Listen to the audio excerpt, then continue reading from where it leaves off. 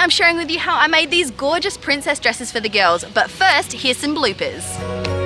It's stuck. Working here, kids.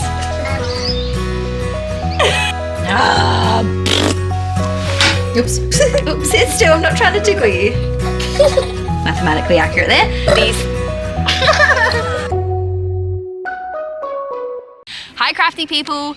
Today I'm so excited to be sharing with you how I made my girls these princess dresses that they're wearing here while they're having a bit of a tea party. I'm really proud of how these dresses have turned out. I gave Isabel hers for her 4th birthday and Alice hers most recently for her 3rd birthday.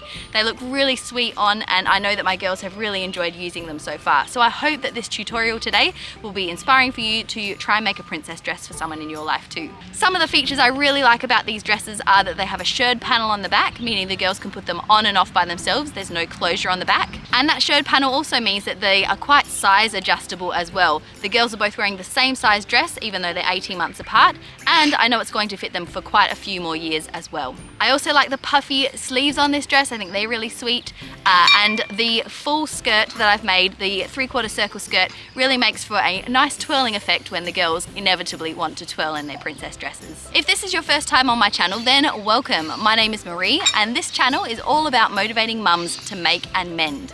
I'm a mum to 4 kids. My 2 girls here are my middle 2 kids, and I also have an older son and a younger baby son as well. I hope you enjoy watching this video as much as I have enjoyed making it. But with all of that being said, let's get making.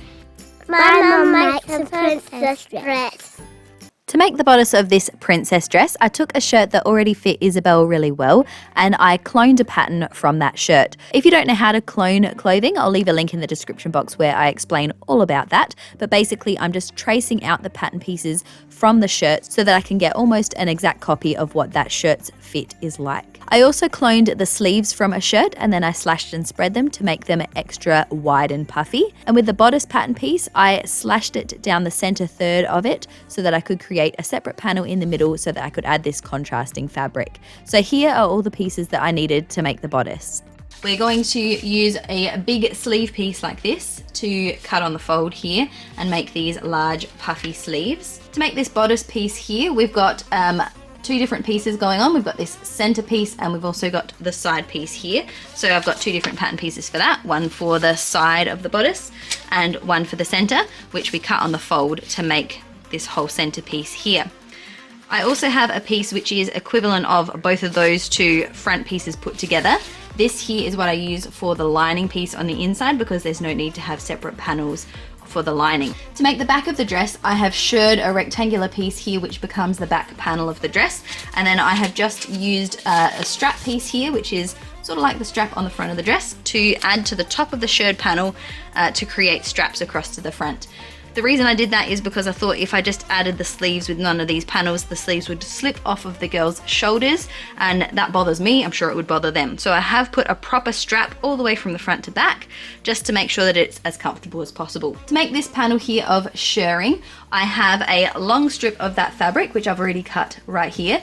And you need to cut it so that it is twice as long as you want the final measurement of the bodice to be, because it will shrink by half. I'm going to hem this top raw edge before I start my shirring, and then change to my shirring elastic so that I can sew all the rows of shirring onto this piece of fabric. If you need some detailed instructions about how to do shirring, I shared a short with lots of details about that last week, so I'll leave that linked in the description box for you. So we'll set the shirred panel aside and we'll start working on the front of the bodice. I cut out all the pattern pieces I needed for the bodice out of my stretchy fabric. Because it was stretchy, I kept in mind the way I laid out the pattern pieces needed to be so that the stretch of the fabric was going along the width of all of my pattern pieces. Also, I want to apologize that I didn't create these pattern pieces on camera. I think that might have been helpful to see, but because I made this dress for Isabel originally, I'm just reusing the pattern right now that I used when I previously made the dress off camera. So sorry that I didn't film the making process of how I made these pattern pieces. So here are all the pieces we need for the bodice. We have the shirred panel for the back, and then these 2 really oversized sleeves which we're going to gather up. Then we have these back straps and then the lining for those straps as well. And that completes all the pieces we need for the back of the bodice. For the front of the bodice, we still need the sleeves there, obviously. And then we have this lining piece here. And the front of the bodice will have these 2 side panels and 1 center panel to create the whole front of the bodice. So the first thing we're going to do for the construction of this dress is to sew this centerpiece to these two side pieces, sewing down these seams here. And we're also going to take our back strap pieces and sew them at these side seams here. So attaching them like this on the front, and then the same on the lining. So we're going to sew all 4 of those shoulder seams and down these 2 side panels of that front sparkly panel. I pinned all those sections together along the shoulder seams and that front panel, and then took it to my sewing machine to sew all of them together. I changed my machine to a stretch stitch, which looks like a little lightning bolt because my fabric is stretchy, and I also changed to a stretch needle.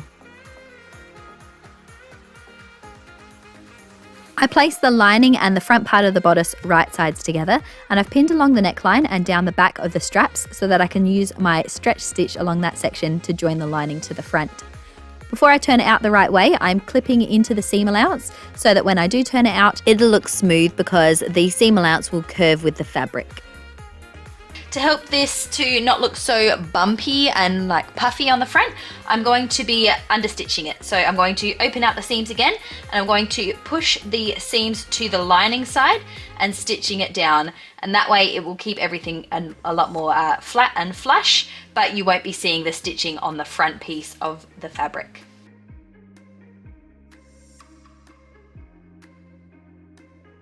There's how the top of the bodice is looking so far. And next we're going to add the back of the bodice to it. The back of the bodice is going to connect to these straps here. We're going to have this shirred panel here at the back. So first we're going to attach the shirred panel to the sides, and then we're going to work out where we're going to top stitch these parts down.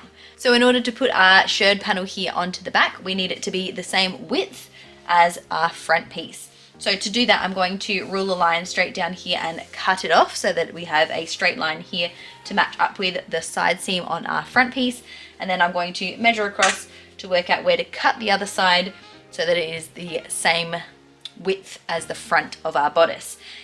Don't worry about cutting the elastic. It won't unravel, which was what I was scared about at first. That doesn't happen. You can chop it and the stitches will keep it in place.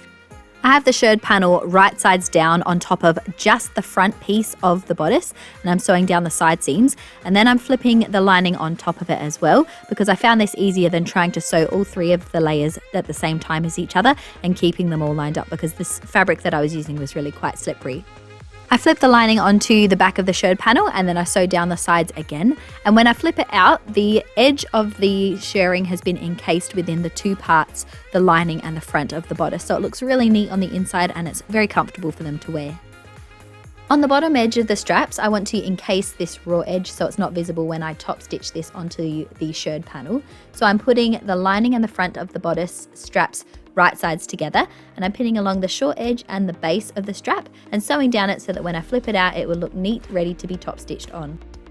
Before top stitching the straps down onto the shirred panel, I'm first going just from the underarm seam all the way down the strap and just top stitching the whole way along. Eventually this is going to be where the sleeve is attached, but for now I just wanted to keep the 2 pieces of fabric, the front and the lining, together. And then I flipped the straps to the back of the shirred panel so that I could pin them on, ready to sew them down.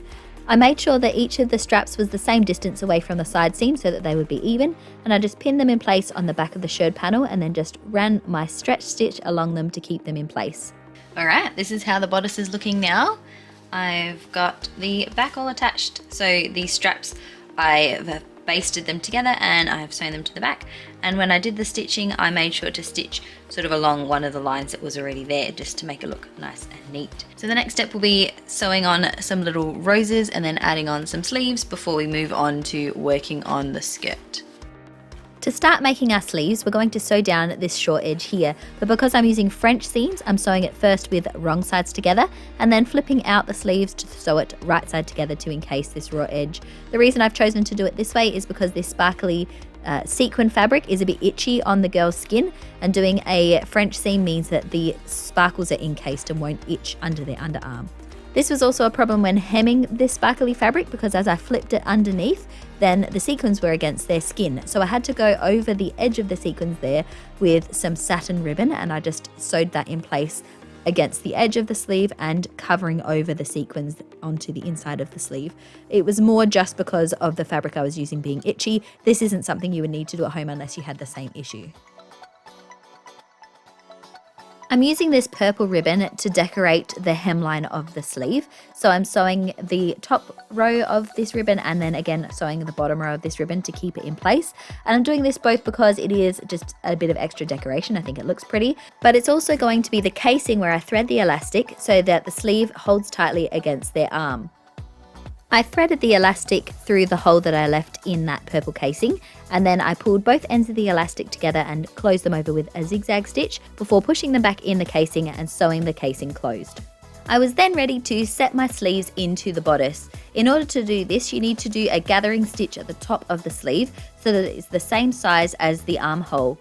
I measured 7 centimeters either side of the seam we already created, and I sewed a gathering stitch from one marking all the way to the other marking. A gathering stitch is just a really long straight stitch on your sewing machine. Then when you pull the thread of your gathering stitch, it will draw your fabric together, making it small enough to fit in the armhole.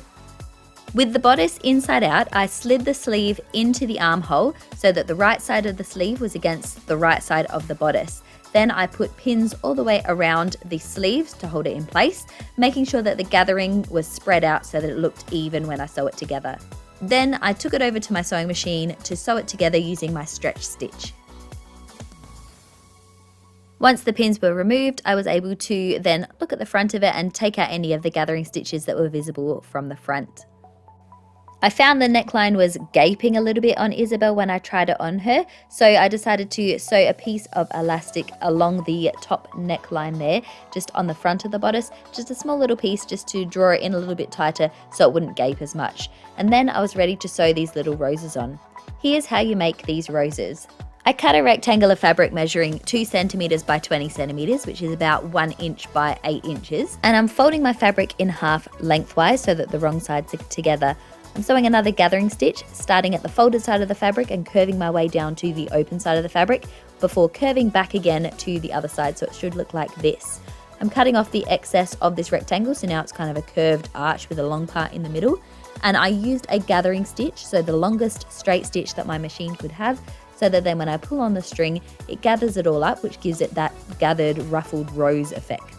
With one side of my gathering stitches, I just knotted off the threads and cut off the excess, but on the other side, I used the thread and put it on a hand sewing needle so that I was able to hand sew the rose into place. In order to do this, I had rolled the rectangle up into sort of a circular shape, and then I hand sewed the back of the rose where all of those messy gathering stitches and raw edges were. Once the back is securely hand sewed, I could tie off this thread and it will look like this, and then they're all ready to sew on the correct place on the bodice. I copied the design that I'd already done on the bodice for Isabel's dress onto the one I made for Alice.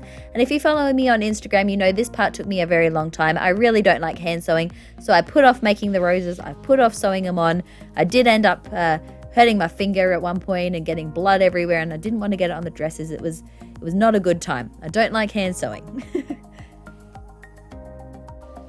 To make these extra strong, I've just threaded another piece of cotton, not just the one that was attached to the roses when I made them, but I've just started a new one, and I'm going around and at various points on the lower levels of petals, I'll show you what I mean, on these lower parts around here. Is it focused?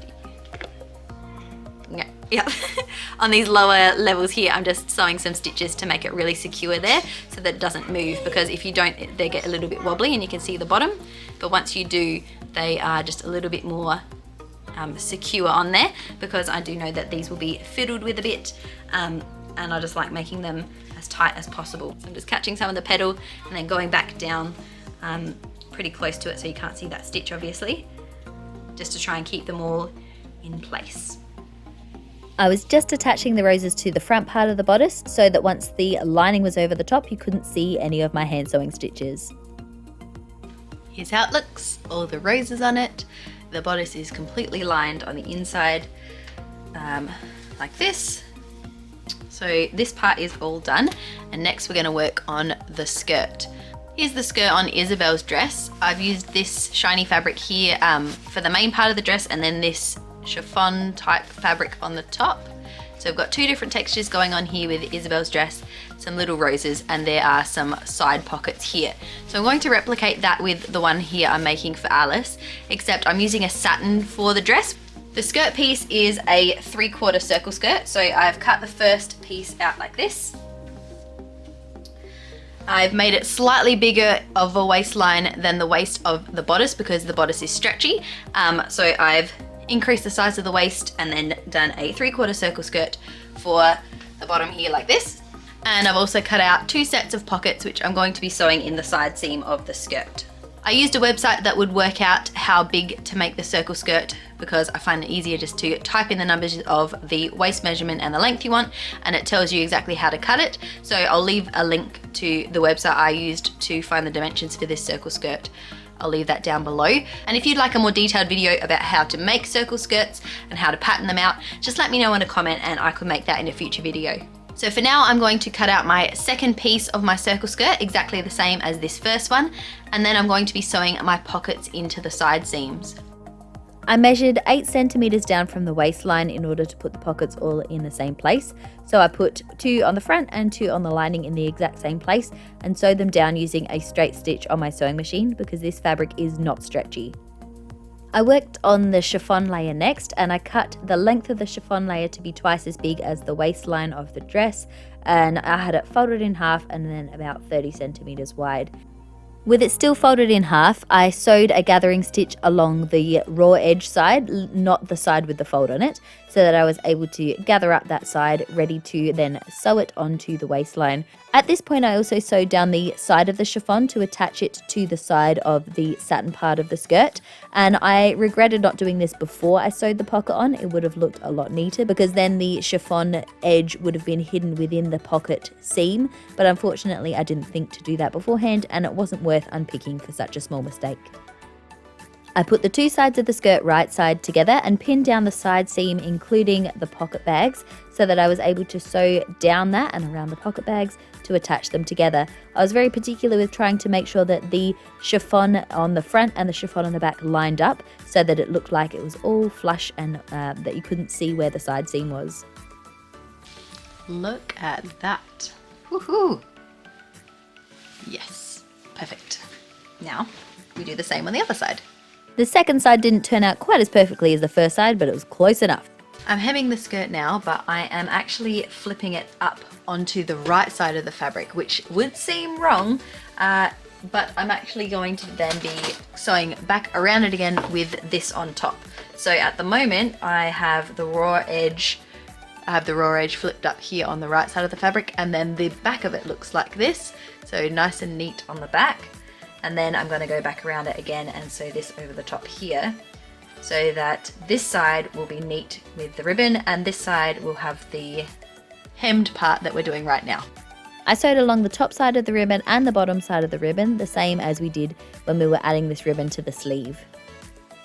To make the larger silver roses, I cut the rectangle to be 9 centimeters by 32 centimeters, which is about 3.5 inches by 13.75 inches. And you might be able to more clearly see in this example here how I am sewing together the back where all the gathers are of the roses. It's a bit easier on this larger silver one than trying to show you on those tiny little purple ones.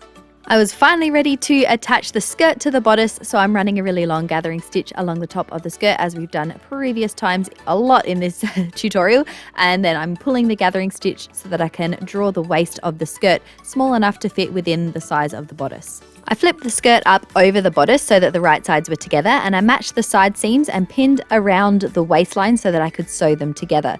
Now, when I tried this on, I realized that Alice needed the waistline to be raised a bit higher on the bodice because she is shorter than Isabel, so it did look like it needed to be raised. I didn't chop off the extra shirring though, because as she grows, I can just lower the skirt and it will fit her for even longer. So that's why you can see the shirring sticking out. Otherwise, normally you would just match up the edge of the skirt and the edge of the bodice. And when we flip it out, the dress is looking really cute. The last thing we need to do is to gather up these front sections to make this hanging ruffled effect and to sew on those little roses. So I'm just scrunching the chiffon in my fingers all the way up to where I want it to be and measuring it to make sure it's the same on each side. I'm making 2 of these scrunched parts on the front and 2 on the back, but I'm only putting roses on the front because it obviously wouldn't be comfortable to sit on.